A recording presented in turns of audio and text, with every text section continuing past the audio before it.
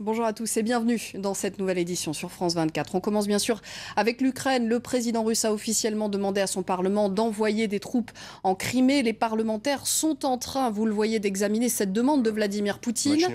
Depuis jeudi, des militaires sont déjà déployés dans cette péninsule du sud de l'Ukraine.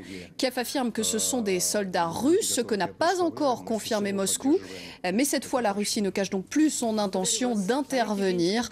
On va faire le point en images. Impassibles, cagoulés, l'œil fixé sur le viseur de leur mitrailleuse. Ces hommes prennent position dans les rues de la ville et devant le Parlement régional. Ils disposent de vivres et semblent à l'évidence déterminés à rester là. Les soldats ne portent aucun insigne sur leurs uniformes, mais selon les autorités ukrainiennes, ils seraient directement commandés par Moscou. Silencieux. Il ne communique qu'avec ses militants pro-russes, qui les protègent des caméras. Désormais, le maintien de l'ordre est assuré par des détachements de la milice populaire. On a encore besoin de 20 ou 30 personnes. La milice populaire, des habitants qui se disent prêts à défendre leur région face au nouveau pouvoir en place. Tatiana incarne le paradoxe actuel, ukrainienne de nationalité, mais le cœur plus que jamais tourné vers la Russie. On n'avait pas besoin de la révolution à Kiev et on en a encore moins besoin ici. Et si ces soldats nous apportent la paix, je suis contente qu'ils restent. Ce n'est visiblement pas l'avis de cet autre Ukrainien qui interpelle les miliciens.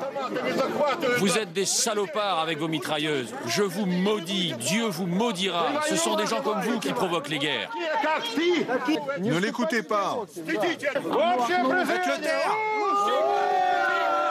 À l'extérieur de Simferopol, des camions militaires immatriculés en Russie se rapprochent du centre-ville. Selon les autorités ukrainiennes, 6000 soldats russes seraient ainsi arrivés en renfort en Crimée. Et après cette nouvelle déclaration du président russe, le président ukrainien par intérim a convié les chefs de la sécurité du pays à une réunion d'urgence. Johan Baudin est notre envoyé spécial dans cette région de Crimée. On va le retrouver tout de suite pour les toutes dernières informations. Johan, on l'a vu, en Crimée, la population est partagée, mais globalement, on réclame, on attend cette intervention des militaires russes. Eh bien, écoutez, il faut savoir qu'une nouvelle autorité semble s'imposer dans cette péninsule de Crimée. Le Premier ministre du gouvernement local, Sergueï Aksionov, un Premier ministre qui a pris le pouvoir il y a 2 jours, il est pro-russe, a appelé à l'aide la Russie.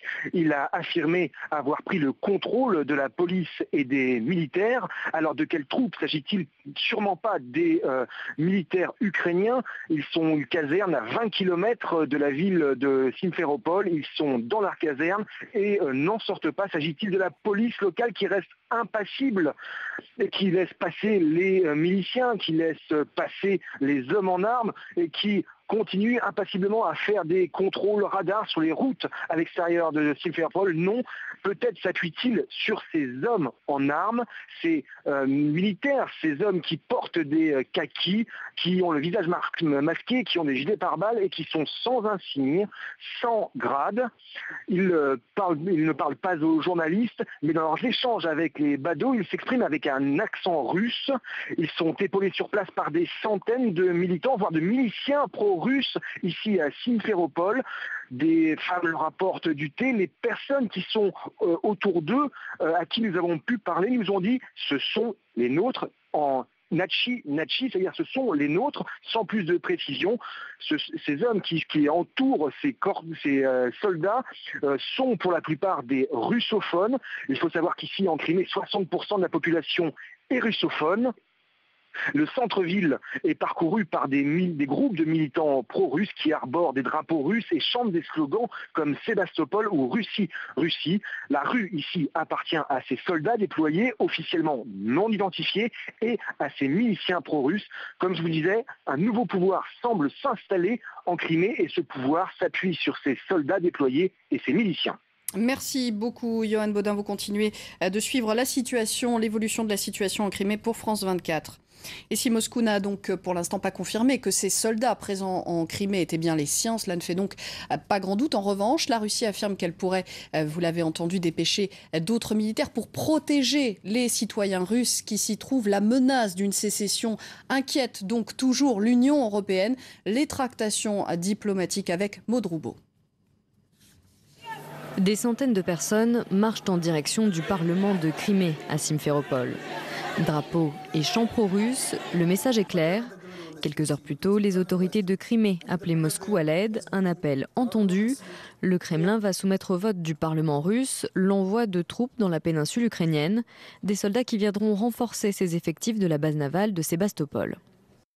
Je soumets une proposition sur le recours aux forces armées russes sur le territoire de l'Ukraine jusqu'à la normalisation de la situation politique dans ce pays.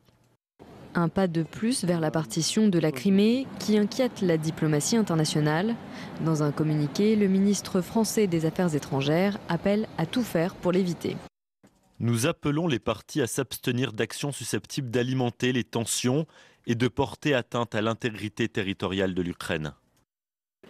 Pour sortir de cette crise, les dirigeants européens ne ménagent pas leurs efforts, ce que souligne la chancelière allemande. Bien sûr, tout doit être fait aujourd'hui. Et je travaille avec les autres responsables, par téléphone, avec le président russe et les leaders ukrainiens, pour protéger l'intégrité territoriale du pays.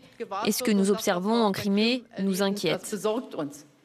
Mais le dialogue entre Moscou et Kiev semble rompu. Le ministre des Affaires étrangères ukrainien assure que le Kremlin refuse toute discussion. Et pendant ce temps-là, à Kiev s'organise l'après Yanukovych. Le président ukrainien déchu est en exil en Russie. Il a quitté l'Ukraine la semaine dernière après des mois de crise et des dizaines de morts. Nos reporters Roméo Langlois et Gulliver Crack sont retournés dans l'hôpital improvisé qui a soigné les blessés et recueilli les morts de la place de l'Indépendance. Hier, médecins et infirmiers de cet hôpital ont écouté le discours de Viktor Yanukovych retransmis à la télévision. Regardez leur réaction. Pendant les violences, l'hôtel Ukraine avait été converti en hôpital de campagne. À l'entrée, les noms des manifestants tués par la police de l'ex-président Viktor Yanukovych. Tant de personnes sont mortes dans mes bras ici, dans la réception de cet hôtel. Après ça, les seules personnes à qui cet homme devrait s'adresser, à mon avis, c'est un tribunal militaire. Lui, c'est le mal. Il a choisi le côté obscur. Nous, les gens de Maïdan, nous sommes du côté de Dieu. Dans son discours, Viktor Yanukovych a juré que ces policiers n'étaient pas armés et que lui n'avait jamais donné l'ordre de tirer. Moi, qui ai aidé à soigner les gens qui sont tombés, je peux confirmer qu'ils ont bien reçu des tirs mortels. L'œuvre de sniper. Ils ont visé le cœur, la tête, le cou. Ces morts n'étaient pas accidentelles. Lors de sa conférence de presse donnée depuis Rostov-sur-le-Don en Russie, le président déchu Viktor Yanukovych a déclaré qu'il restait le seul président légitime d'Ukraine. Il a accusé les manifestants qui ont obtenu sa chute d'être des terroristes et des fascistes, des accusations qui ont fait l'effet d'une mauvaise blague dans le centre de